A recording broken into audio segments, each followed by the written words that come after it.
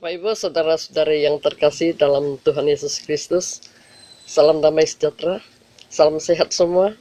Saya doakan supaya kita semua sehat, terpelihara dalam kasih karunia Allah Bapa, di dalam Tuhan Yesus Kristus dan Roh Kudus. Saya akan bagikan firman Tuhan di dalam Roma 8 ayat 26 sampai dengan 28.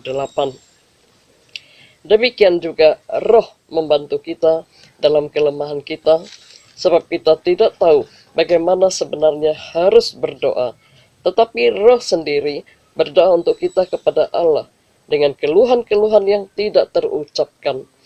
Dan Allah yang menyelidiki hati nurani mengetahui maksud Roh itu, yaitu bahwa Ia sesuai dengan kehendak Allah berdoa untuk orang-orang kudus. Kita tahu sekarang bahwa Allah turut bekerja dalam segala sesuatu untuk mendatangkan kebaikan bagi mereka yang mengasihi Dia, yaitu bagi mereka yang terpanggil sesuai dengan rencana Allah. Firman inilah yang memberikan kekuatan kepada saya dalam menghadapi berbagai masalah, kesulitan, tantangan, maupun saat ini menghadapi ancaman bahaya daripada pandemi COVID-19 ini.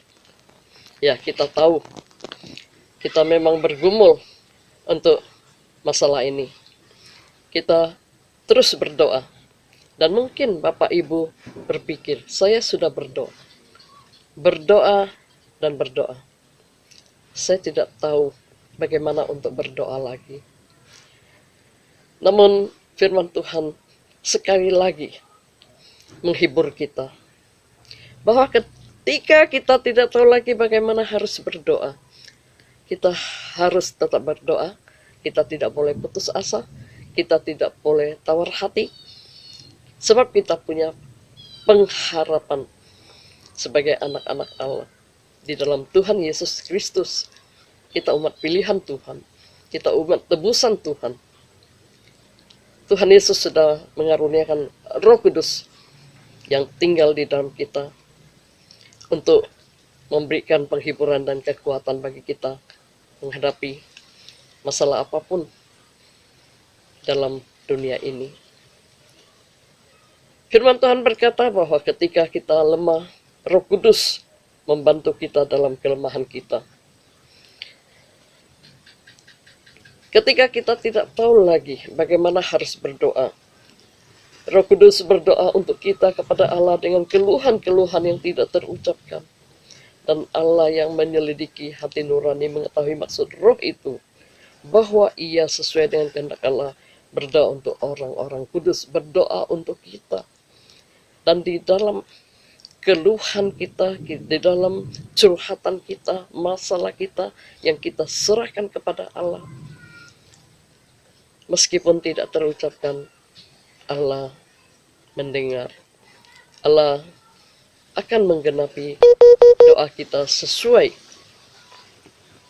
dengan waktu dan kehendak Tuhan. Kita tahu bahwa Allah turut bekerja dalam segala sesuatu untuk mendatangkan kebaikan bagi mereka yang mengasihi Dia, yaitu bagi orang-orang yang terpanggil sesuai dengan rencana dan kehendak Allah. Allah sedang berkarya. Allah mempunyai rancangan yang indah di balik semua itu. Saat ini mungkin ada banyak orang mendengarkan Injil melalui ibadah online, melalui live streaming. Banyak orang bertobat, percaya kepada Tuhan Yesus. Banyak orang datang mencari pertolongan Tuhan. Banyak orang berlindung pada Tuhan, memohon anugerah dan pertolongan dari Tuhan Yesus. Maka kita sebagai anak-anak Allah, kita harus tetap kuat. Kita harus bertahan dalam kondisi sulit. Kita memancarkan iman kita, kesetiaan kita. Kita tetap beribadah kepada Tuhan dalam kondisi apapun. Marilah kita mengikuti ibadah online dengan setia. Kiranya Tuhan memberkati kita. Amin.